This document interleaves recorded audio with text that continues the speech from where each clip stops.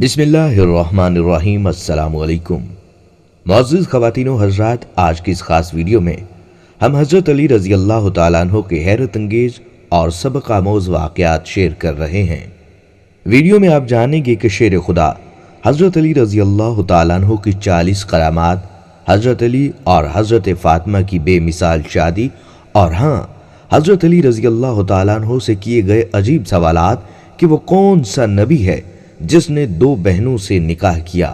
اور ویڈیو میں آپ کو یہ بتائیں گے کہ حضرت علی رضی اللہ تعالیٰ عنہ نے ایک زانیہ عورت کا فیصلہ کیسے کیا تھا، بلکہ حضرت علی کے اور بھی دلچسپ اور علمی واقعات آپ جان سکیں گے۔ ناظرین، اللہ تعالیٰ نے حضرت علی رضی اللہ تعالیٰ عنہ کو دنیا جہاں کی علوم سے نوازا۔ حضرت علی رضی اللہ تعالیٰ عنہ کی ذات گرامی ایک پوشیدہ حقیقت ہے کہ جسے آج تک کوئی مکمل طور پر کھوج نہیں سکا۔ حضرت علی رضی اللہ تعالیٰ عنہ دارالعلوم ہیں، یعنی علم کا گھر، بلکہ کائنات کے تمام رازوں اور حقائق سے اللہ تعالیٰ نے حضرت علی رضی اللہ تعالیٰ عنہ کو آشناس کر دیا۔ ناظرین، حضرت علی رضی اللہ تعالیٰ عنہ جب بھی محفل میں تشریف فرما ہوتے تو لوگوں کو خود اجازت دیتے اور فرماتے، اے لوگو، اگر تم کسی معاملے میں رہنمائی چاہتے ہو تو مجھ سے سوال کرو۔ لہٰذا ایک مرتبہ امیر المومنین حضرت علی رضی اللہ تعالیٰ عنہ کوفہ کی ایک مسجد میں تشریف فرما تھے۔ مسجد کے مجمع میں شام سے آیا ہوا ایک مسافر بھی تھا۔ وہ مسافر نہایت ادب کے ساتھ کھڑا ہوا اور عرض کی، اے امیر المومنین، مجھے کچھ سوالات میں تشویش ہے، میں آپ سے چند چیزوں کے بارے میں پوچھنا چاہتا ہوں۔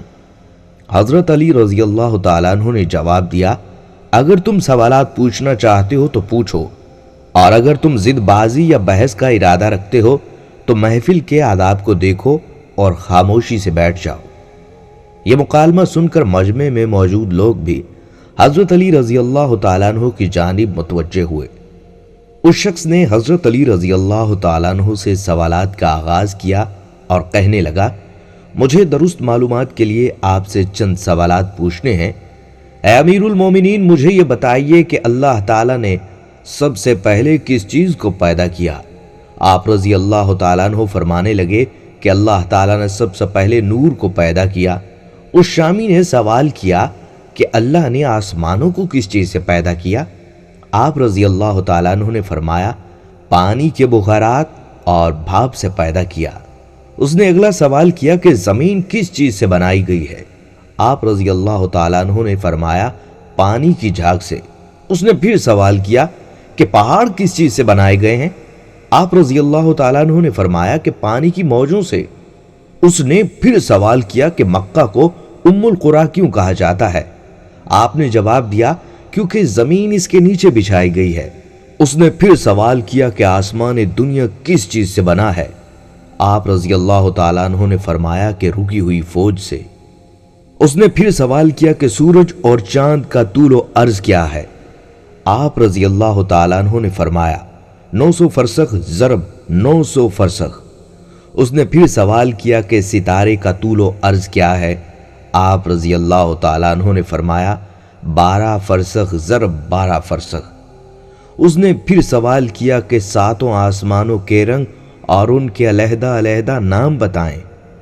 آپ رضی اللہ تعالیٰ عنہ نے فرمایا کہ دنیا کے آسمان کا نام دقی ہے اور وہ پانی اور دھوئیں سے بنا ہے۔ آسمان دوم کا نام قیدوم ہے، اس کا رنگ تانبے جیسا ہے۔ آسمان سوم کا نام معدون ہے، اس کا رنگ ملتا جلتا ہے۔ آسمان جہارم کا نام ارفلون ہے، اس کی رنگت چاندی جیسی ہے۔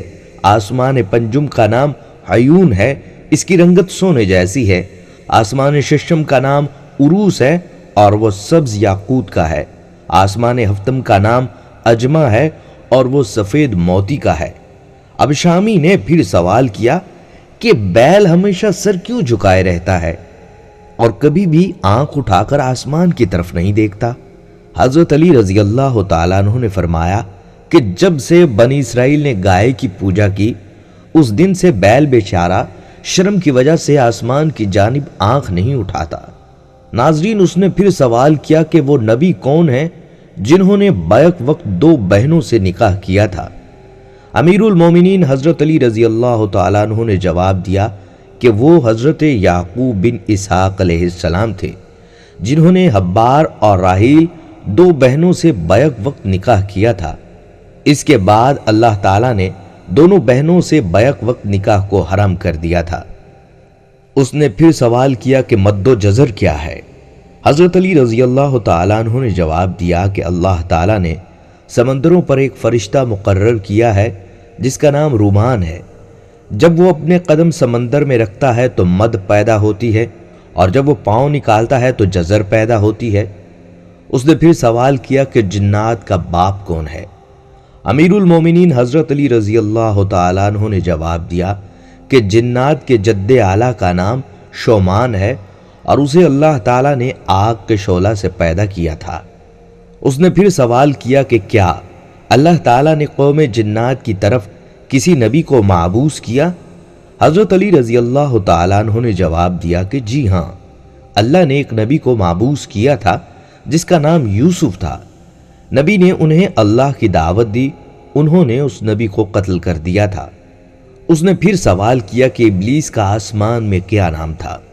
حضرت علی رضی اللہ تعالیٰ عنہ نے جواب دیا کہ آسمان میں اس کا نام حارث تھا۔ اس نے پھر سوال کیا کہ آدم کا نام آدم کیوں رکھا؟ حضرت علی رضی اللہ تعالیٰ عنہ نے جواب دیا کیونکہ وہ عدیم ارض زمین کی کھال سے بنائے گئے تھے۔ اس شامی نے پھر سے سوال کیا کہ میراث میں مرد کو 2 حصے اور عورت کا 1 کیوں رکھا گیا؟ حضرت علی رضی اللہ تعالیٰ عنہ نے جواب دیا کہ حوا نے خوشہ اٹھایا، اس پر 3 دانے تھے، 1 اس نے خود کھایا اور 2 آدم کو کھلائے، اس لیے عورت کا 1 حصہ اور مرد کے 2 حصے مقرر ہوئے۔ اس نے پھر سوال کیا کہ کون سے انبیاء مختون پیدا ہوئے؟ حضرت علی رضی اللہ تعالیٰ عنہ نے جواب دیا کہ اللہ تعالیٰ نے آدم علیہ السلام، شیس علیہ السلام، ادریس علیہ السلام، نوح علیہ السلام، ابراہیم علیہ السلام، داؤد علیہ السلام، سلیمان علیہ السلام، لوط علیہ السلام، اسماعیل علیہ السلام، موسیٰ علیہ السلام، عیسیٰ علیہ السلام اور محمد مصطفیٰ صلی اللہ علیہ وآلہ وسلم کو مختون پیدا کیا۔ اس شامی نے پھر سوال کیا کہ آدم علیہ السلام کی عمر کتنی تھی؟ حضرت علی رضی اللہ تعالیٰ عنہ نے جواب دیا کہ 930 سال۔ اس نے پھر سوال کیا کہ سب سے پہلے شعر کس نے کہے تھے؟ حضرت علی رضی اللہ تعالیٰ عنہ نے جواب دیا کہ آدم نے۔ اس نے پھر سوال کیا کہ حضرت آدم علیہ السلام نے شعر کب اور کیوں کہے؟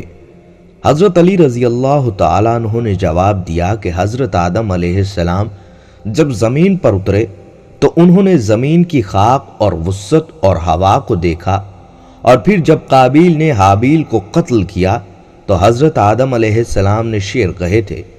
اس نے پھر سوال کیا کہ حضرت آدم علیہ السلام فراق جنت میں کتنا روئے اور انہوں نے کس قدر آنسو بہائے تھے؟ آپ رضی اللہ تعالیٰ عنہ نے بتایا حضرت آدم علیہ السلام فراق جنت میں 100 سال تک روتے رہے، اور ان کی دائیں آنکھ سے دجلہ اور بائیں آنکھ سے فرات جتنے آنسو نکلے تھے۔ اس نے پھر سوال کیا کہ حضرت آدم علیہ السلام نے کتنے حج کیے تھے؟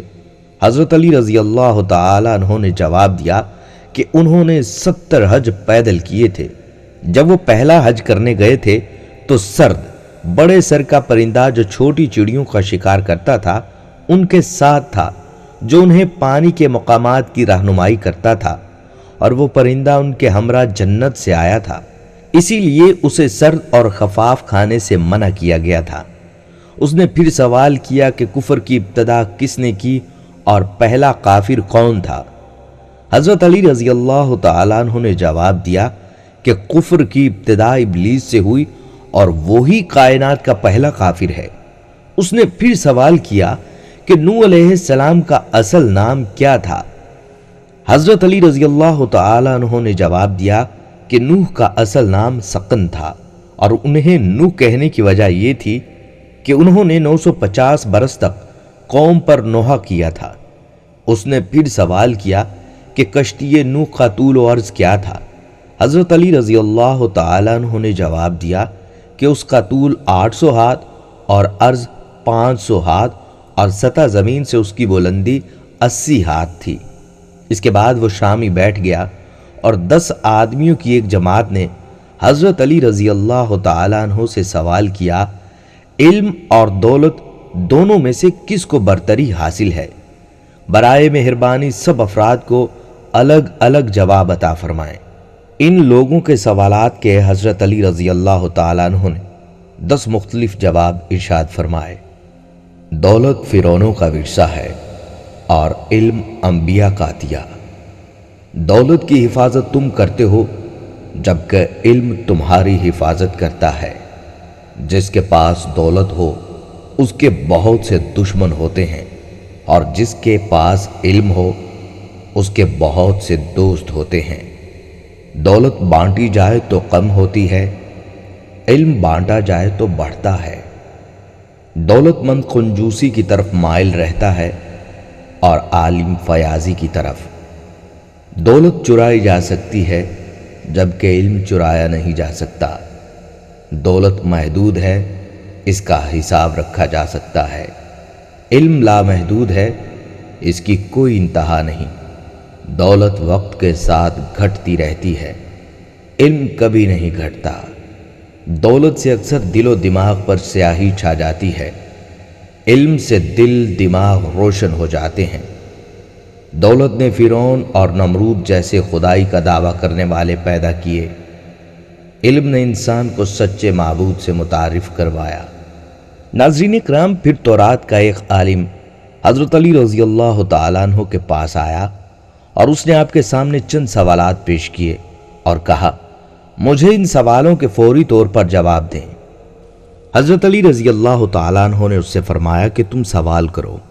اس نے کہا، آپ بتائیں کہ وہ کون سا مرد ہے جس کی نہ والدہ ہے نہ والد، اور یہ بتائیں وہ کون سی عورت ہے جس کی نہ والدہ ہے اور نہ ہی کوئی والد، اور وہ کون سا مرد ہے جس کی والدہ تو ہے مگر والد نہیں، اور وہ کون سا پتھر ہے جس سے ایک جانور کی ولادت ہوئی، اور وہ کون سی عورت ہے جس نے ایک ہی دن میں صرف 3 پہروں میں ایک بچہ کو جنم دیا، اور وہ کون سے 2 دوست ہیں جو کبھی بھی آپس میں دشمن نہیں بنیں گے، اور وہ کون سے 2 دشمن ہیں جو کبھی دوست نہیں بنیں گے۔ اس عالم کے سوالات ختم ہوتے ہی حضرت علی رضی اللہ تعالیٰ عنہ نے اس سے فرمایا کہ تمہارے سوالات کے جوابات یہ ہیں کہ وہ مرد جس کی نہ والدہ ہے اور نہ والد وہ حضرت آدم علیہ السلام ہیں، اور وہ عورت جس کی نہ والدہ ہے اور نہ ہی والد وہ حضرت بی بی حوا علیہ السلام ہیں۔ جس پتھر کے بارے میں تم نے پوچھا ہے وہ پتھر ہے جس سے حضرت صالح علیہ السلام کی اونٹنی کی پیدائش ہوئی تھی، اور وہ عورت جس نے ایک ہی دن میں 3 پہروں میں ایک بچے کو جنم دیا وہ حضرت مریم علیہ السلام ہیں، جن کو ایک پہر میں حمل ٹھہرا، دوسرے پہر میں زچگی کا درد ہوا اور تیسرے پہر میں حضرت عیسیٰ علیہ السلام کی ولادت پاک ہو گئی۔ اور وہ دوست جو کبھی آپس میں دشمن نہ بنیں گے وہ روح اور جسم ہیں، اور وہ دشمن جو آپس میں کبھی دوست نہیں بنیں گے وہ موت اور زندگی ہیں۔ یہ جوابات سن کر وہ عالم حیرت کے سمندر میں کھو گیا اور کہنے لگا، اے علی، بلا شبہ آپ نے درست جواب دیے ہیں اور آپ واقعی علم کا سمندر ہیں۔ خواتین و حضرات، حضرت علی رضی اللہ تعالیٰ عنہ کے والد ابو طالب اور والدہ فاطمہ دونوں ہاشمی تھے۔ بعض اقوال کے مطابق حضرت علی رضی اللہ تعالیٰ عنہ کی ولادت مکہ شریف میں عام الفیل کے 7 سال بعد ہوئی، یعنی سیرت نگار لکھتے ہیں کہ نبی کریم صلی اللہ علیہ وآلہ وسلم کی ولادت کے 30 سال بعد حضرت علی پیدا ہوئے۔ حضور صلی اللہ علیہ وآلہ وسلم نے حضرت علی کو اپنی کفالت میں لے لیا تھا۔ اس طرح حضرت علی رضی اللہ تعالیٰ عنہ کو رسول اکرم صلی اللہ علیہ وآلہ وسلم کی آغوش میں محبت اور تعلیم و تربیت نصیب ہوئی۔ اسی بنا پر حضرت علی رضی اللہ تعالیٰ عنہ ابتدائی طور پر امور خیر کی طرف راغب اور بت پرستی جیسی جاہلانہ رسومات سے اجتناب کیا کرتے تھے۔ حضور نبی اکرم صلی اللہ علیہ وآلہ وسلم نے اللہ تعالیٰ کی طرف سے مابعوث ہونے کے بعد اسلام کی طرف دعوت دینے کا آغاز اپنے اہل خانہ سے فرمایا۔ حضرت خدیجۃ الکبریٰ رضی اللہ تعالیٰ عنہ سب سے پہلے اس دعوت کو قبول کرتی ہیں اور پہلی مسلمان خاتون ہونے کا شرف حاصل کرتی ہیں۔ حضور نبی پاک صلی اللہ علیہ وآلہ وسلم کے حلقہ احباب میں سب سے پہلے حضرت ابو بکر صدیق رضی اللہ تعالیٰ عنہ نے دعوت حق کو قبول کیا اور سب سے پہلے مسلمان بالغ مرد ہونے کا شرف حاصل کیا۔ اسی طرح نوخیز لڑکوں میں سب سے پہلے نبی پاک صلی اللہ علیہ وآلہ وسلم کے گھر میں تربیت پانے والے حضرت علی رضی اللہ تعالیٰ عنہ مشرف با اسلام ہوئے، اور غلاموں میں سب سے پہلے آپ صلی اللہ علیہ وآلہ وسلم کے خادم حضرت زید بن حارثہ رضی اللہ تعالیٰ عنہ نے مسلمان ہونے کی سعادت حاصل کی۔ حضور نبی کریم صلی اللہ علیہ وآلہ وسلم نے اپنے تمام قریبی رشتہ داروں کو اپنے گھر میں جمع کر کے دعوت اسلام پیش کی تو موجود مرد اور خواتین سب خاموش رہے۔ حضرت علی رضی اللہ تعالیٰ عنہ ان میں سب سے کم عمر تھے۔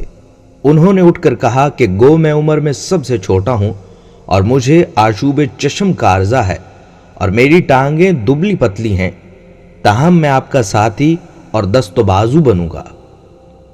حضور نبی کریم صلی اللہ علیہ وآلہ وسلم نے فرمایا، بیٹھ جاؤ، تو میرا بھائی اور میرا وارث ہے۔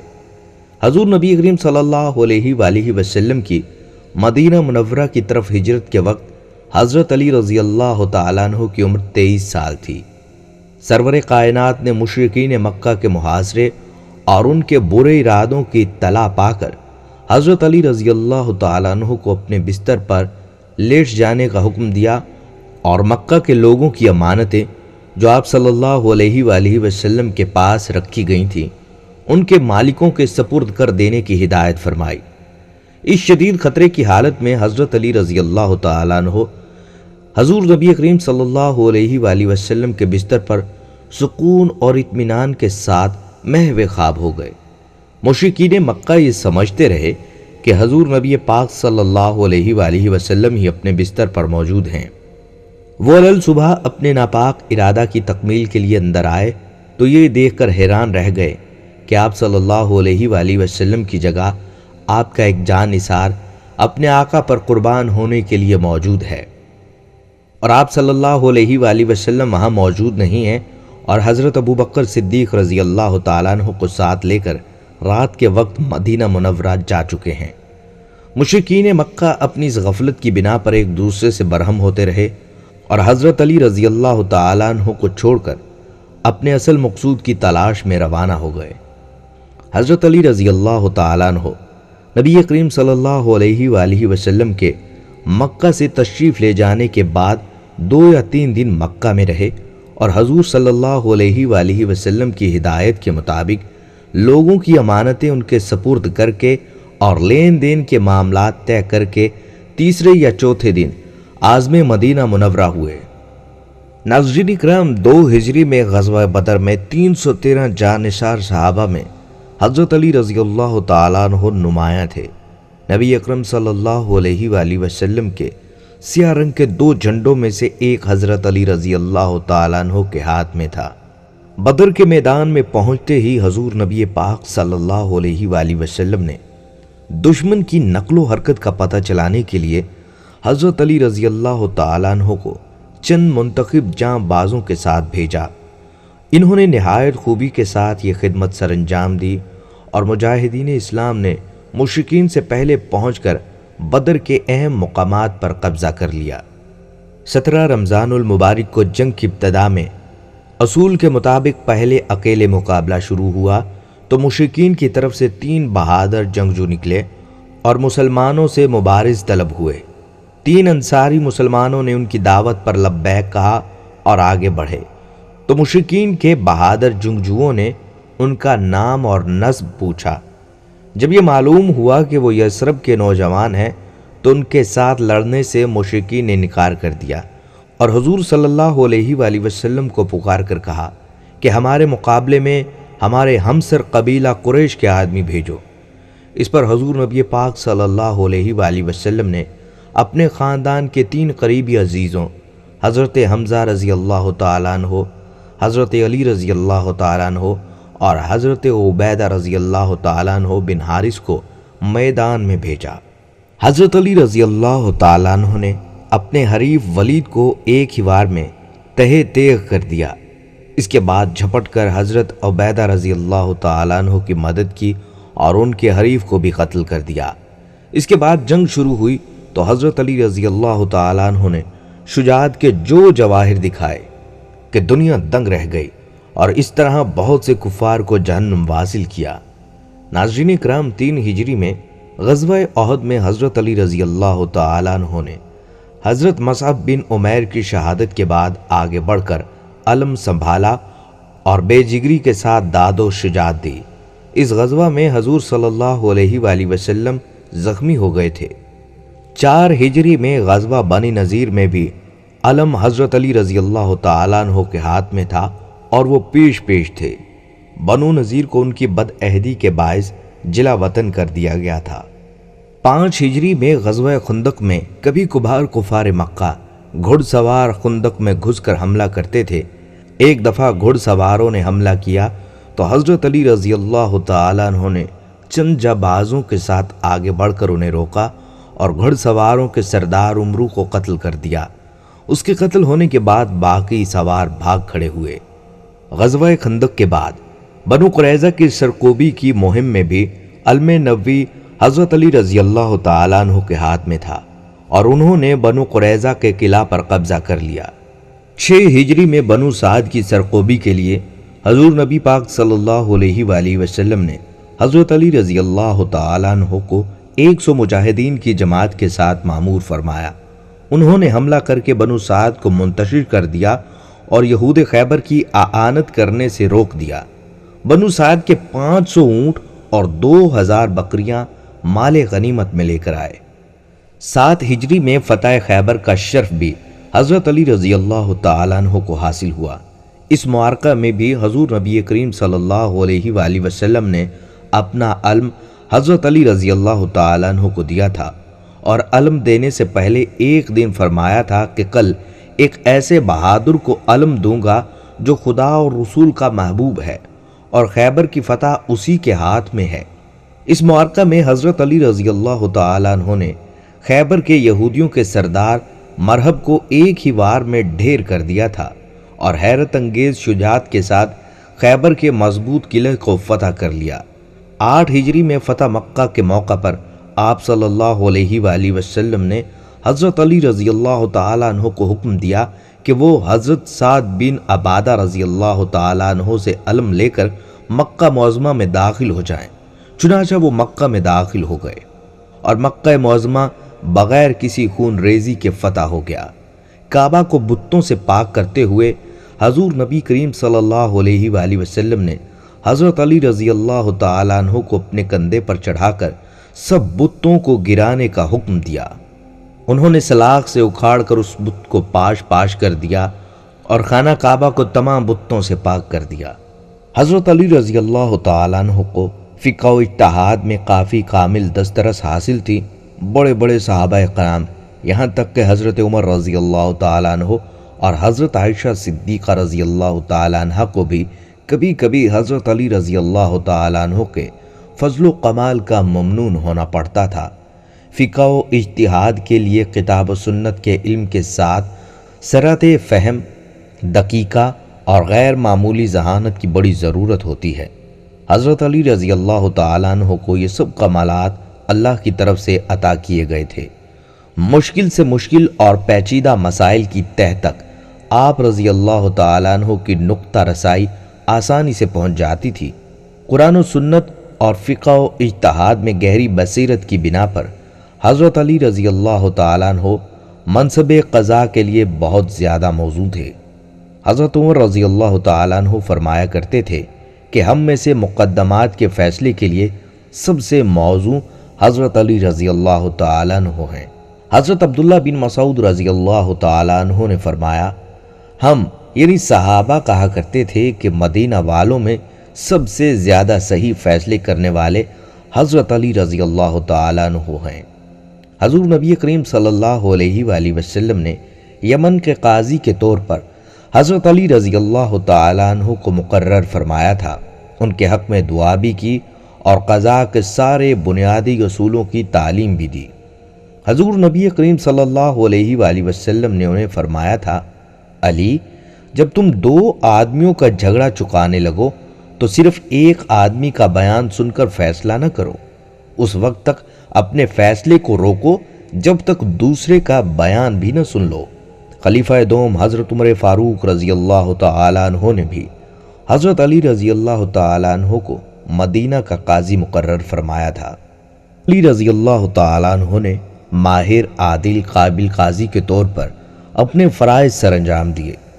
خلافت راشدہ کے زمانہ میں حضرت علی رضی اللہ تعالیٰ عنہ، خلیفہ اول حضرت ابو بکر صدیق رضی اللہ تعالیٰ عنہ اور خلیفہ دوم حضرت عمر فاروق رضی اللہ تعالیٰ عنہ اور خلیفہ سوم حضرت عثمان غنی رضی اللہ تعالیٰ عنہ کے مشیر رہے تھے۔ حضرت علی رضی اللہ تعالیٰ عنہ کو مجلس شورا میں شامل رکھا گیا تھا۔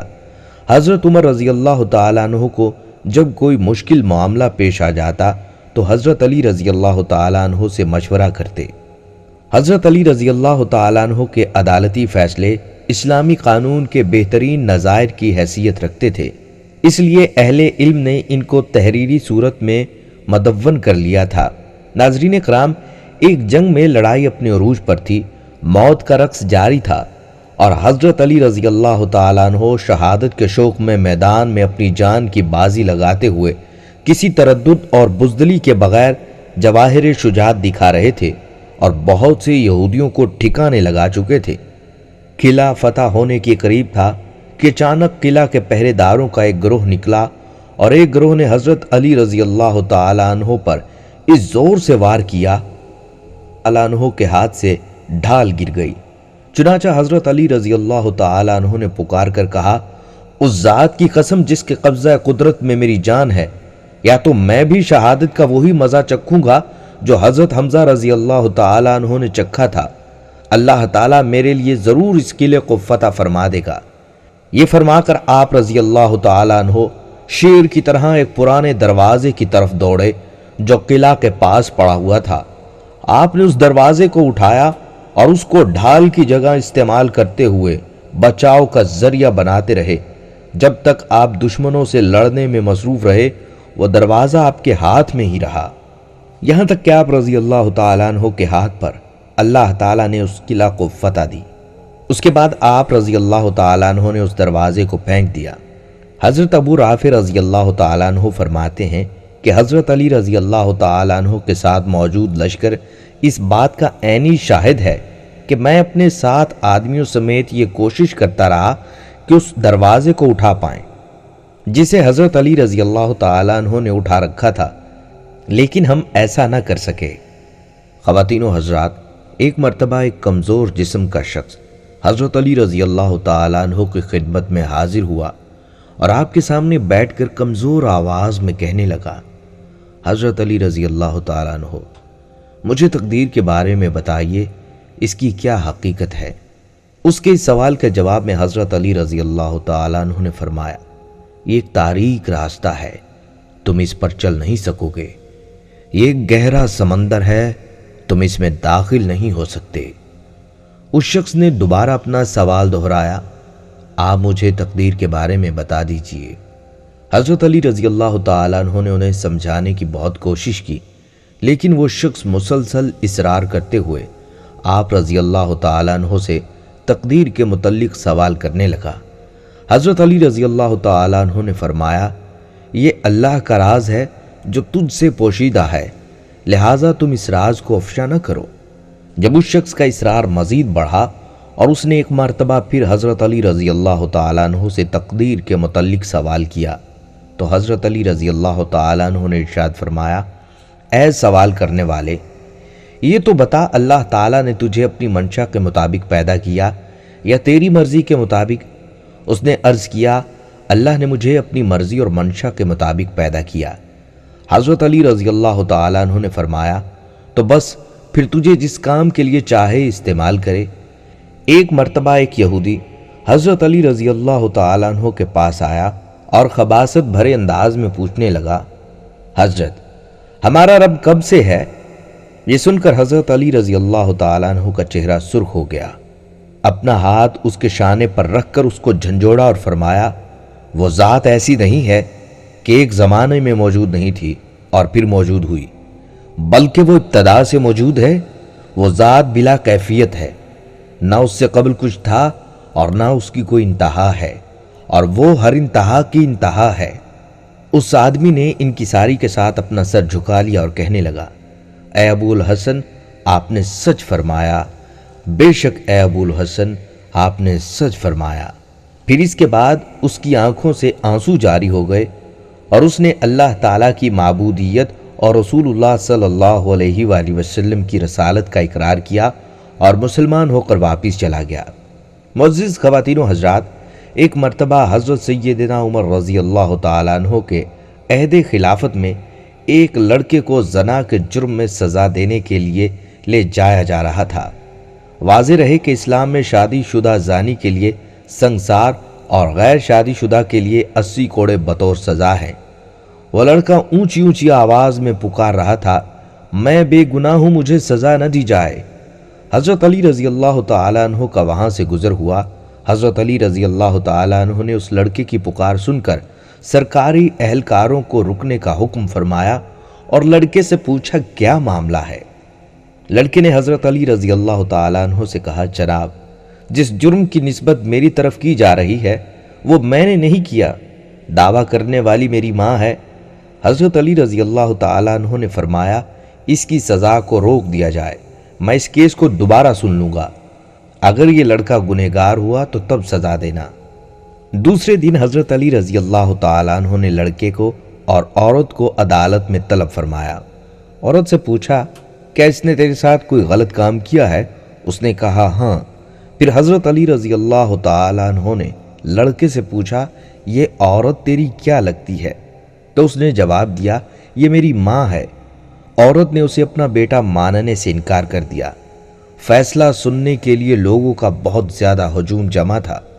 حضرت علی رضی اللہ تعالیٰ عنہ نے فرمایا، تو اچھا پھر اے عورت، میں اس لڑکے کا تیرے ساتھ اتنے حق مہر کے بدلے نکاح کرتا ہوں۔ تو عورت چیخ اٹھی کہ اے علی، کیا کسی بیٹے کا اپنی ماں کے ساتھ نکاح ہو سکتا ہے؟ حضرت علی رضی اللہ تعالیٰ عنہ نے استفسار فرمایا، کیا مطلب؟ تو اس عورت نے جواب دیا کہ اے علی، یہ لڑکا واقعی میرا بیٹا ہے۔ اس پر حضرت سیدنا علی رضی اللہ تعالیٰ عنہ نے فرمایا، کیا کوئی بیٹا اپنی ماں کے ساتھ بدکاری کر سکتا ہے؟ عورت نے کہا نہیں۔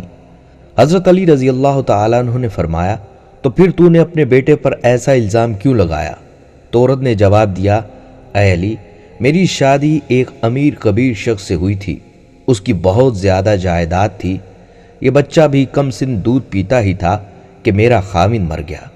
تو میرے بھائیوں نے مجھے کہا، یہ لڑکا تو اپنے باپ کی جائیداد کا وارث ہے، اس کو کہیں چھوڑ آؤ۔ میں اس کو کسی آبادی میں چھوڑ آئی، ساری جائیداد میری اور میرے بھائیوں کی ہو گئی۔ یہ لڑکا بڑا ہوا تو ماں کی محبت نے اس کے دل میں انگڑائی لی، یہ ماں کو تلاش کرتا ہوا میرے تک پہنچ گیا۔ میرے بھائیوں نے مجھے ورغلایا کہ اس پر جھوٹا الزام لگا کر اس کی زندگی کی سانسیں ہمیشہ ہمیشہ کے لیے ختم کر دو۔ تو میں نے اپنے بھائیوں کی باتوں میں آ کر اپنے بیٹے پر جھوٹا الزام لگا دیا۔ حقیقت یہی ہے کہ یہ میرا بیٹا ہے اور بالکل بے گناہ ہے۔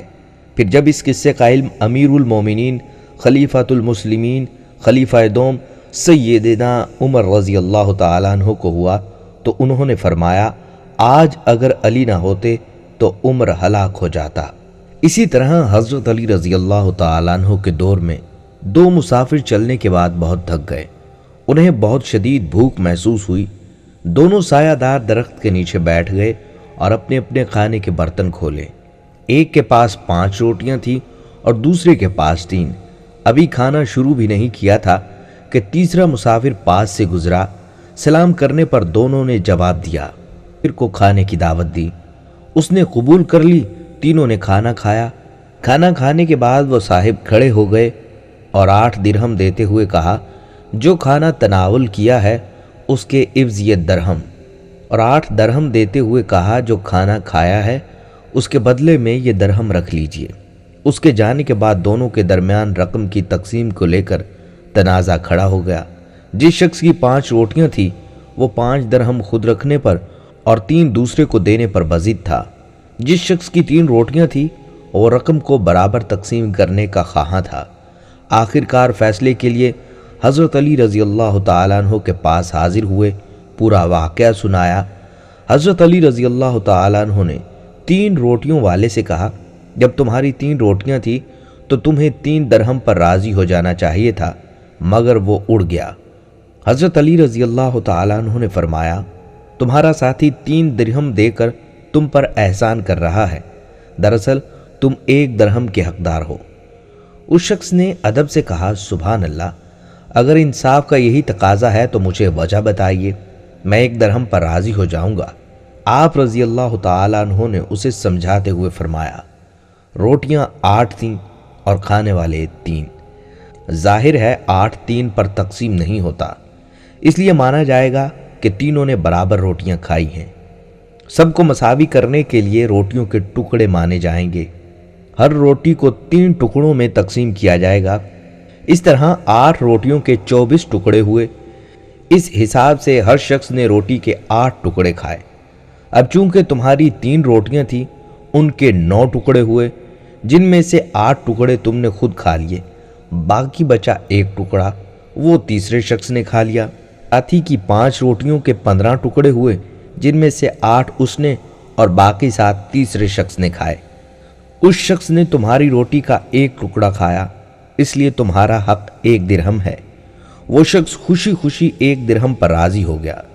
آفرین ہے منصف پر اور آفرین ہے مدعی پر، جس نے فوراً سر تسلیم خم کر دیا۔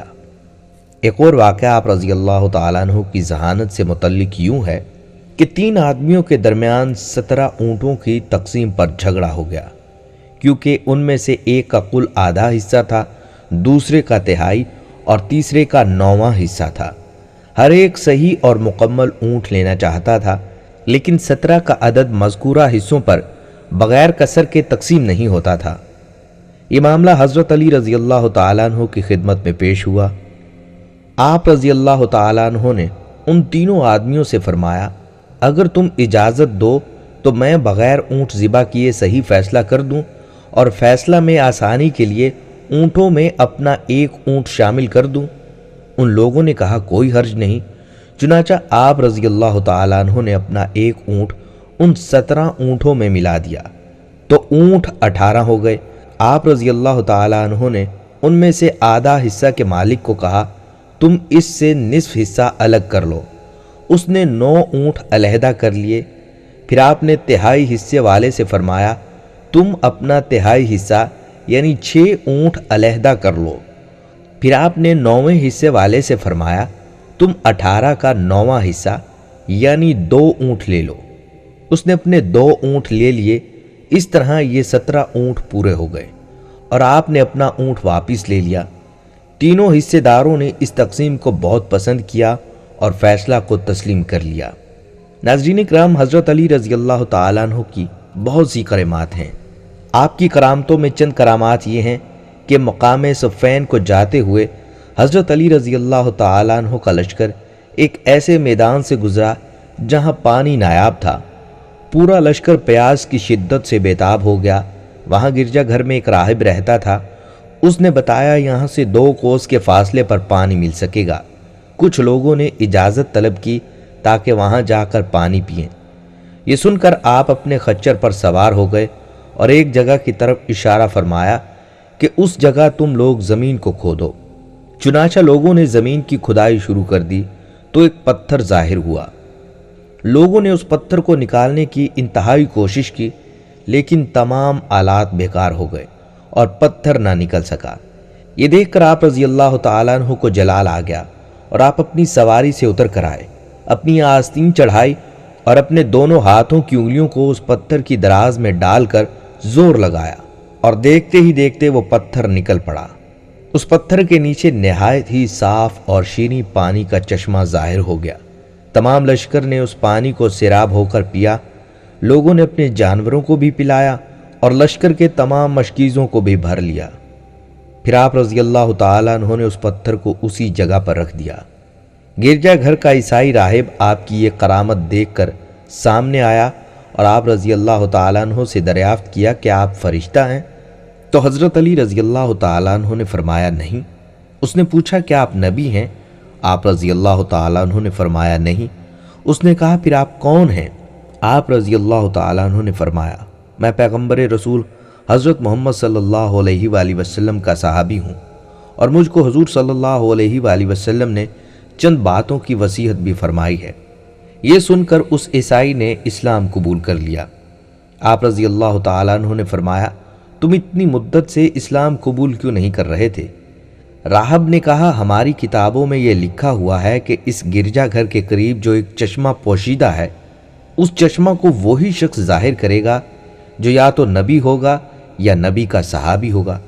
چنانچہ میں اور مجھ سے پہلے بہت سے راہب اس گرجا گھر میں اسی انتظار میں مقیم رہے۔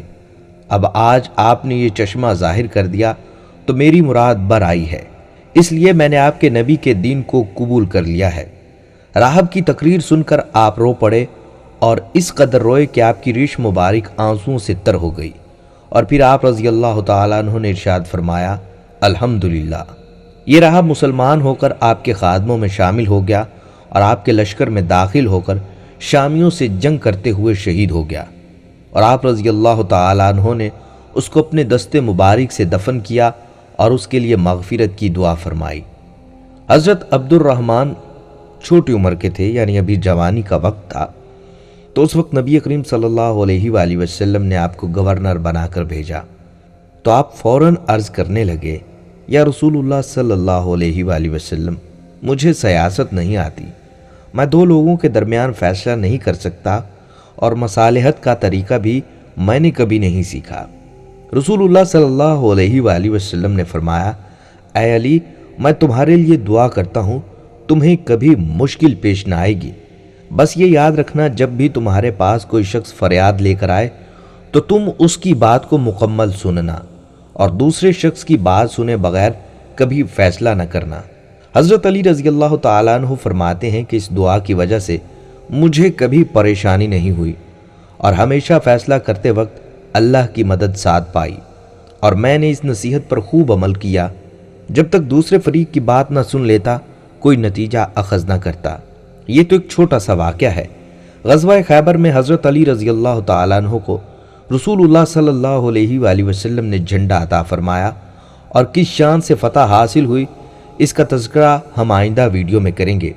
آپ کو بتاتا چلوں کہ حضرت علی رضی اللہ تعالیٰ عنہ ان خوش نصیب صحابہ میں سے ہیں جن کی کثرت ازواج اور کثرت اولاد تھیں، یعنی آپ کی بیویاں بہت ساری تھیں اور اولاد بھی بہت ساری تھی۔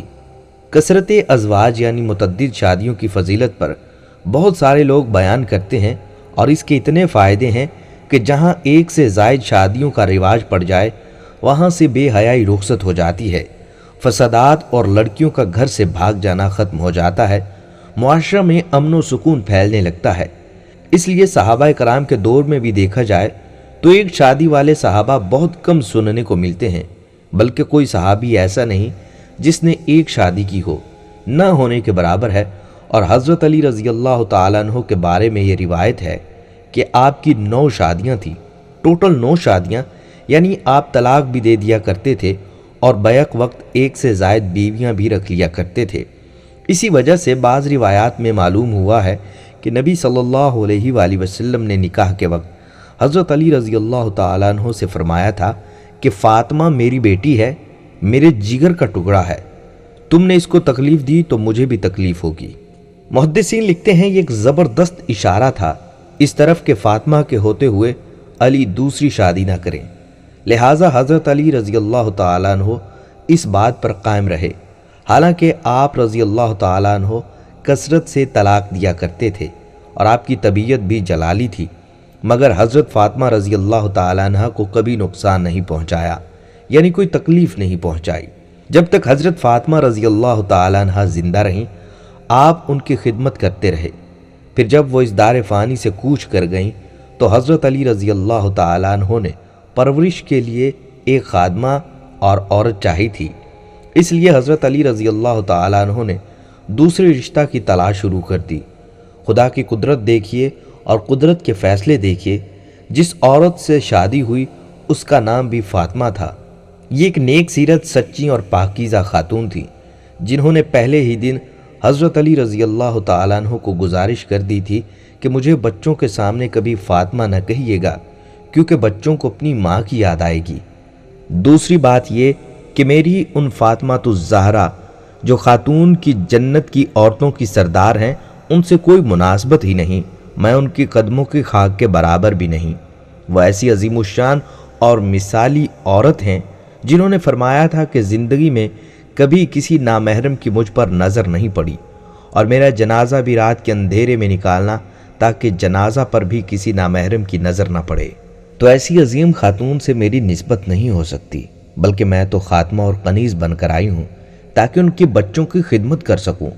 فاطمہ الزہرا کی سب سے بڑی فضیلت یہ ہے کہ وہ اہل بیت میں سے تھیں، اور میں اہل بیت کی خادمہ ہوں۔ بلکہ آپ کے بطن سے جب بچے پیدا ہوئے تو ان کے نام یہ رکھے گئے: عباس، عثمان، جعفر اور عبداللہ۔ یہ چاروں بیٹوں کو ماں نے حکم دیا تھا کہ خاتون جنت یعنی حضرت فاطمہ الزہرا کے بیٹے حسن اور حسین کا ہمیشہ دھیان کرنا، ان کی اطاعت کرنا اور ان کی کسی بات کے سامنے بحث نہ کرنا، اور ان کی جان تمہاری جان سے زیادہ قیمتی ہے، ان کا غلام بن کر رہنا، کیونکہ ہم اہل بیت کے غلام ہیں اور ان کے خدمتگار ہیں۔ بس یہ چاروں سعادت مند بیٹے ہمیشہ حسنین کریمین کو عزت اور مرتبے کی نگاہوں سے دیکھا کرتے اور کبھی ان کی خدمت میں کمی نہ آنے دیتے تھے۔ ان میں سے جو چھوٹے لڑکے عباس بن علی تھے وہ سب سے زیادہ محتاط تھے، اور وہ یہ بھی محسوس کرتے تھے کہ اولاد میں سب سے زیادہ محبت علی رضی اللہ تعالیٰ عنہ کو اپنے دونوں بیٹوں حسن اور حسین سے تھی۔ اس لیے وہ اپنے والد کی آنکھوں کی ٹھنڈک کا خوب خیال رکھتے اور دونوں شہزادوں کو پورا پروٹوکول دیا کرتے۔ خواتین و حضرات، اسی طرح ایک واقعہ ایک زانیہ عورت کا ہے جس نے غلطی سے زنا کر لیا اور پھر حمل ٹھہر گیا۔ اس کا ناجائز دوست چھوڑ کر بھاگ گیا۔ یہ حضرت علی رضی اللہ تعالیٰ عنہ کا زمانہ تھا۔ یہ عورت بہت پریشان ہوئی، اپنے گناہ کا بوجھ اپنے ساتھ لے کر پھرتی رہتی تھی اور دل ہی دل میں ندامت تھی اور شرمندہ تھی۔ اس گناہ کا خمیازہ کیسے بھگتنا پڑے گا؟ بچہ بھی پیٹ میں ہے اور وہ شخص بھی بھاگ گیا ہے۔ ایک دن جب اس پر حد سے زیادہ غلبہ ہوا اور آخرت کا عذاب اس کے سامنے آیا تو اس نے خود کو پاک کروانے کے لیے دنیا میں ہی اپنی سزا حاصل کرنے کا ارادہ کیا۔ لہٰذا یہ امیر المومنین مسلمانوں کے خلیفہ حضرت علی رضی اللہ تعالیٰ عنہ کے پاس حاضر ہوئی۔ مسلسل روئے جا رہی تھی اور حمل بھی اس کے پیٹ میں ٹھہرا ہوا تھا۔ اس نے حضرت علی رضی اللہ تعالیٰ عنہ کے دربار میں جرم کا اقرار کیا کہ حضرت، میں نے زنا کیا ہے اور میرے پیٹ میں یہ بچہ ہے جس کی سزا مجھے اس دنیا میں مل جانی چاہیے تاکہ آخرت کی سزا سے ہمیشہ بچ جاؤں۔ حضرت علی رضی اللہ تعالیٰ عنہ بہت پریشان ہوئے کہ اس کا فیصلہ کیسے کیا جائے اور اس پر حد کیسے جاری کی جائے۔ چنانچہ انہوں نے کچھ مخصوص سوال کیے کہ زنا کب ہوا، کیسے ہوا، وغیرہ وغیرہ۔ ان کا ارادہ یہ تھا کہ اگر کوئی شک و شبے والی بات ہوگی یا عورت کمزور بات کرے گی تو اس سے حد ساقط ہو جائے گی اور اس کی جان بچ جائے گی۔ پھر امید ہے کہ اللہ تعالیٰ قیامت والے دن بھی اس کو معاف فرما دیں گے۔ مگر اس عورت نے ہر بات کا جواب دیا جس سے حد زنا جاری ہوئی تھی اور زنا ثابت ہو رہا تھا۔ اب کی بار حضرت علی رضی اللہ تعالیٰ عنہ نے حکم دیا کہ جاؤ تم وضع حمل تک صبر کرو، یعنی ابھی اس بات کا تذکرہ کسی سے نہ کرنا۔ جب بچہ پیدا ہو جائے تو میرے پاس آنا تاکہ بچہ ضائع نہ ہو اور بلا وجہ موت نہ ہو۔ وہ عورت یہ سن کر صبر میں آ گئی اور کہنے لگی، ٹھیک ہے۔ چند ماہ بعد جب وضع حمل ہو گیا تو دوبارہ اس کو فکر لاحق ہوئی، اگر میں مر گئی تو مجھے آخرت میں زانیہ جیسا عذاب ملے گا، اس سے بہتر ہے کہ دنیا میں ہی سزا مل جائے تاکہ آخرت کی ہمیشہ کی رسوائی سے بچ سکوں۔ وہ بچے کی ولادت سے فارغ ہوتے ہی حضرت علی رضی اللہ تعالیٰ عنہ کے دربار میں حاضر ہو گئی۔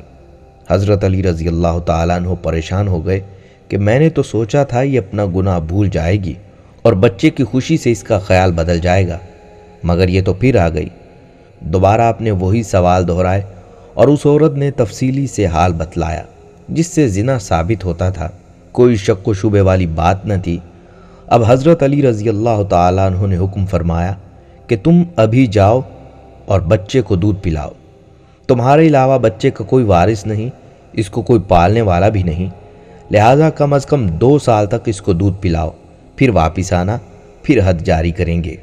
اس مرتبہ دوبارہ اس عورت کو سکون آ گیا اور صبر میں آ گئی۔